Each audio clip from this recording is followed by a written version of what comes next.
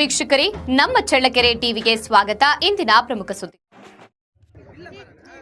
ದಲಿತರ ಮೇಲಿನ ದೌರ್ಜನ್ಯ, ಬಹಿಷ್ಕಾರ, ಮಹಿಳೆಯರಿಗೆ ಆಗುತ್ತಿದ್ದ ಅನ್ಯಾಯ ಕೇಳುವವರಿಲ್ಲದ ದಿನಗಳಲ್ಲಿ ಶೋಷಿತರ ಪ್ರತಿನಿಧಿಯಾಗಿ ಕರ್ನಾಟಕ ದಲಿತ ಸಂಘರ್ಷ ಸಮಿತಿ ಜನ್ಮ ತಾಳಿತು ಎಂದು ದಲಿತ ಸಂಘರ್ಷ ಸಮಿತಿ ತಾಲೂಕು ಸಂಚಾಲಕ ಟಿ ವಿಜಯಕುಮಾರ್ ಹೇಳಿದ್ದಾರೆ. ಅವರು ತಾಲೂಕಿನ ಕೆಡಿಕೋಟೆ ಗ್ರಾಮದಲ್ಲಿ ದಲಿತ ಸಂಘರ್ಷ ಸಮಿತಿ ಗ್ರಾಮ ಶಾಖೆ ಉದ್ಘಾಟಿಸಿ ಮಾತನಾಡಿದರು.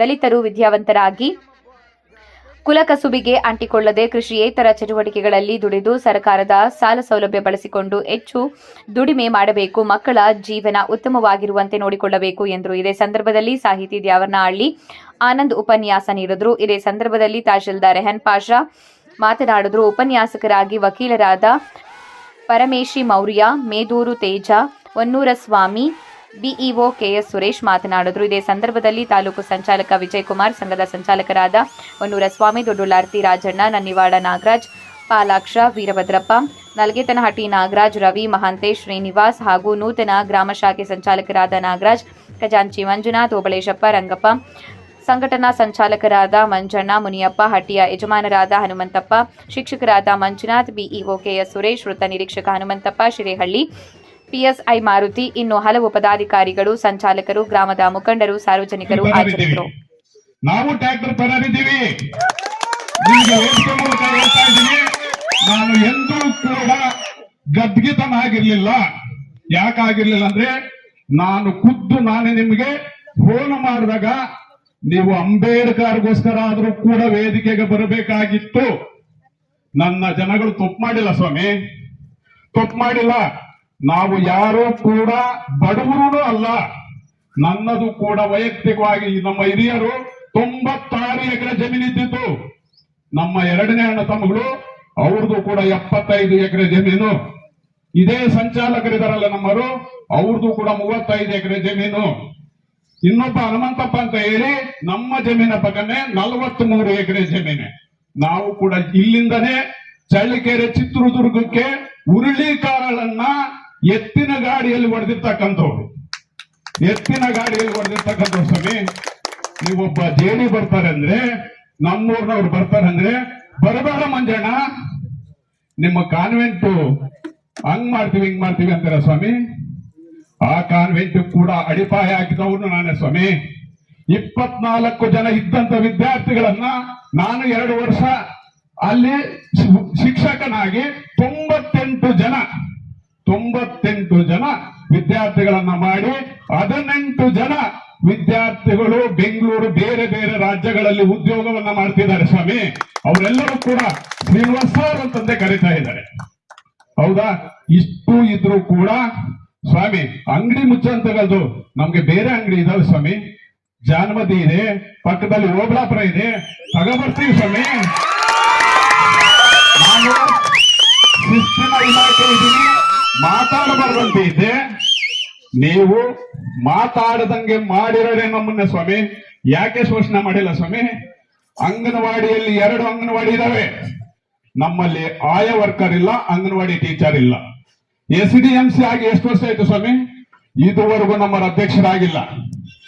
ವೀರಾಂಜನೇಯ ಸ್ವಾಮಿ ದೇವಸ್ಥಾನದ ಸೇವಾ ಸಮಿತಿ ಇದೆ ಸ್ವಾಮಿ, ನಮ್ಮನ್ನ ಒಬ್ಬ ಸದಸ್ಯನೂ ಮಾಡಿಲ್ಲ.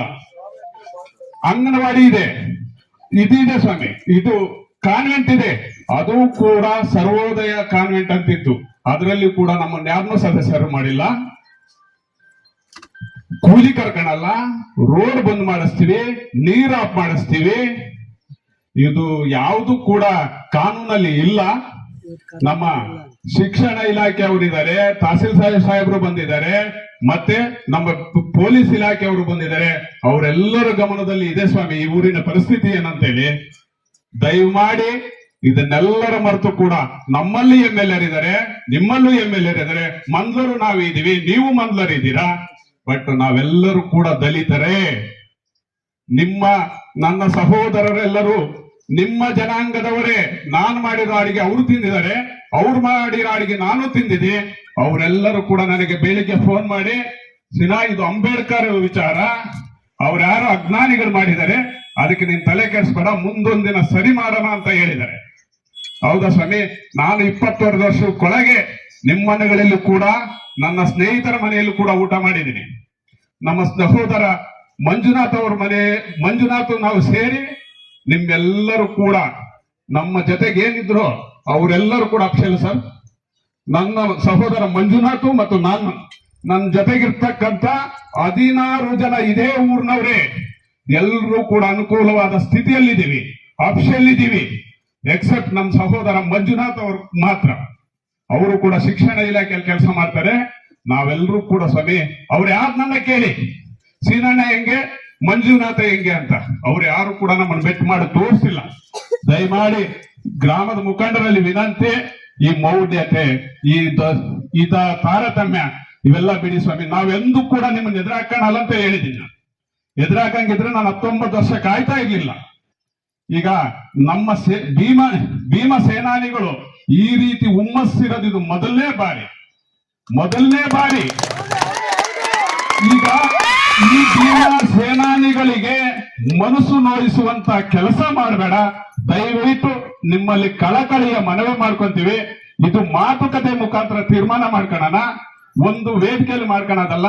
ನೀವು ನಮ್ಮ ಅಣ್ಣ ತಮ್ಮಗಳೇ ದಯವಿಟ್ಟು ಇದನ್ನ ಅರ್ತು ಇದನ್ನ ಮನಸ್ಸಿಗೆ ಅವರಿಗೆ ನೆನಪಿನ ಕಾಣಿಕೆಯನ್ನ ಕೊಡ್ತಾ ಇದ್ದೇವೆ. ವಿಡಿಯೋ ಮಾಡ್ತಾ ಇದ್ದೀನಿ ಸುಮ್ಮನೆ ಅಲ್ಲ.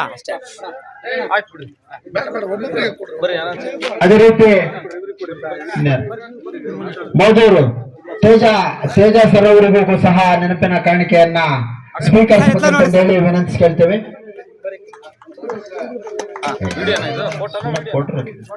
ಎಲ್ಲರೂ ಫೋಟೋ. ಅದೇ ರೀತಿ ಇನ್ನೊಬ್ಬ